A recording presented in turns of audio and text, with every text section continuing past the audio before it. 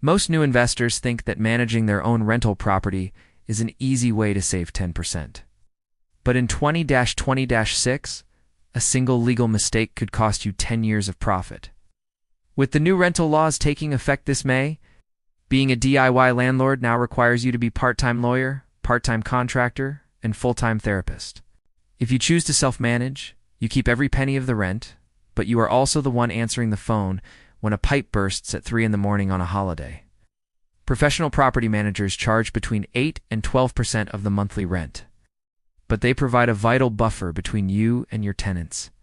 They have established networks of vetted contractors who charge lower bulk rates for repairs, which can often save you more money than the management fee itself.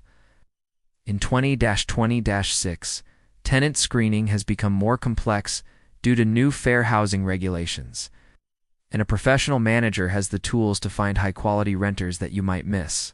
If you live more than 30 minutes away from your rental or have a demanding full-time career, the stress of self-management will almost always lead to burnout.